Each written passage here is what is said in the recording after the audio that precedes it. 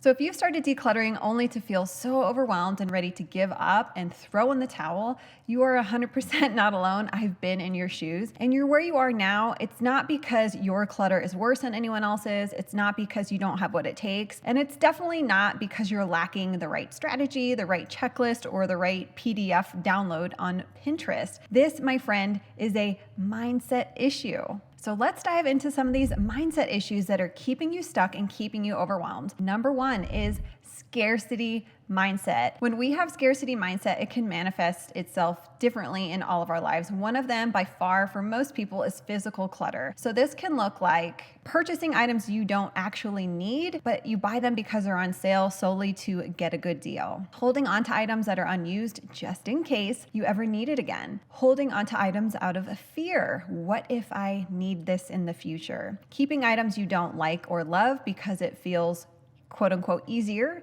than getting rid of them, and keeping items because of their potential use, even though you don't use them now. Scarcity mindset says things like, I don't have enough. And your actions stem from a place of lack and almost like this urge to constantly acquire new things. And the end result is fear, anxiety, doubt, all of these things which are preventing you from letting go and, again, often acquiring more. So abundance thinking, I will fully admit, it takes a lot of practice and a lot of really intentional work. So when you notice these thoughts creeping in when you are decluttering, I really recommend just pausing for a second and trying to override those with some of these more positive, abundance-based thoughts. I let go with ease, knowing that anything I should ever want is going to be available to me. I am in control of my physical space. Doesn't that just sound good? I trust in myself. I breathe in abundance. I breathe out fear. I can change my thinking and my habits. So those are just a few I've used in the past and actually continue to use if I ever feel that scarcity mindset trying to creep back in.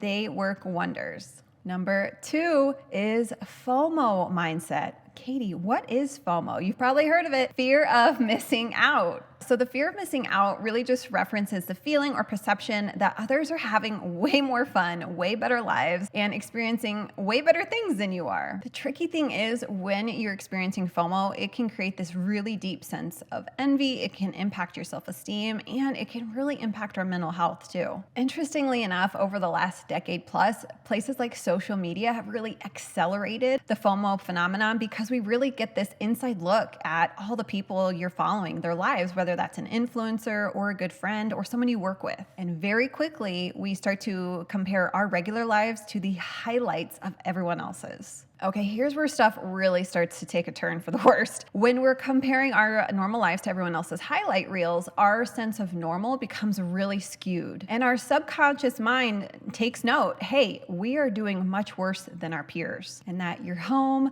the tidiness of it, your parenting, your work, your vacations, whatever that is, simply aren't measuring up. And even if we logistically understand, listen, this is my normal life, I don't need to compare it, this is a highlight reel, this is highly curated, and they probably don't have their whole lives put together as much as it seems. Even if we can understand that, if we constantly subject ourselves to this barragement of images and content from influencers and peers alike, for a lot of people, forces us into this scarcity thinking. It's almost like this domino effect, whether it's scarcity thinking and then FOMO, or FOMO happening and that creates scarcity thinking. Those two often dovetail very closely to one another. So one important way to combat FOMO is to reframe and change your focus to JOMO, the joy of missing out, because there can be a real honest joy in saying no to buying more stuff, no to more clutter, and being able to get it out of your house and just relish in all the things that we do have. So rather than focusing on what you lack when you are comparing yourself to these other people's lives, instead try focusing on what you have. And when it comes specifically to decluttering, remember to lean into the joy that happens from letting go and making space in your physical environment and also your mental environment. Number three is more is better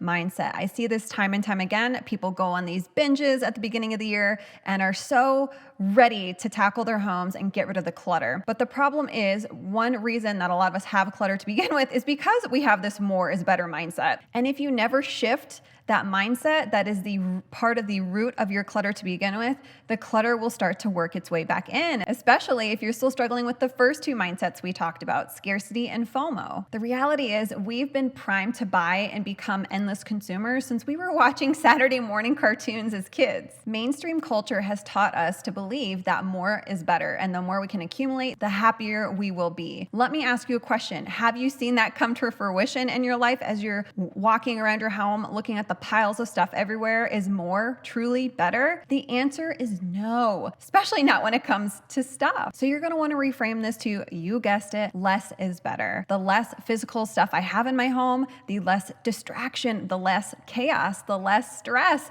the more time and energy I save. I can reap the benefits in countless ways. But at the heart of things, I have to truly believe in my soul of souls that less is better when it comes to stuff. And number 4 is not believing that you can actually have success. At the heart of the matter, you believe that Katie can have a decluttered home and my neighbor down the street can get her stuff together and, see success and get the stuff out of her house. But deep down, there's a seed that was planted probably years and years ago when you were a child, where you just believe you can't make it work no matter what strategy, no matter what coach, no matter what it is, because you have maybe time scarcity, you just don't have the belief in yourself. There are a lot of different nuances. And from a mindset perspective, if you were looking at decluttering from like a 30,000 foot view, you need to have the proper identity and the purpose that is going to help motivate you for all those days and mornings you wake up and don't feel like decluttering, or when February and March rolls around in a few months and you're like totally zapped because you went too hard too fast and didn't work on habits and all these other things that are going to help you get to the finish line. So purpose and identity. If you don't have a clear purpose, the action steps become a lot more muddled. They become a lot more unclear. What do I do next? I'm feeling stuck. And then guess what? We do stay stuck when we don't have a clear purpose. And if you've decluttered time and time again and have failed, or the clutter has come back, there are very high chances that you probably identify as someone who fails and stinks at decluttering because that's been your past experience. And if that's our core belief and identity surrounding ourselves when it comes to the nature of decluttering, then you are much more likely going to take on actions of someone who does stink and who does fail at decluttering. Identity literally drives every single choice we make throughout our days. So again, boiling back to that identity, it is so important. It's one of the reasons why in my 14-day challenge, we start the first few days together as a group talking about purpose and having clarity around your purpose around simplifying, and also your identity. They are so important. Yes, I sprinkle in the actionable steps. I sprinkle in my custom proven strategies to help you declutter as well. But it's so important to really have that holistic approach because it's our mind. It's our mind that gets in our way, and it's our mind that's our own worst enemy oftentimes when it comes to decluttering. So we're going to tackle those together, and it's going to give you so much clarity and help you be able to take action and really see the finish line. So this 14-day challenge has helped over 5,000 people say goodbye to their clutter and keep it that way. So if you feel like you could use that extra motivation, that coaching, and all these tools and strategies that I talk about on my channel in a condensed version that's going to give you clarity, then make sure to join us because the challenge starts really soon. Spots are limited, so click the link on your screen to sign up now. Hope to see you there, and Happy New Year, friend.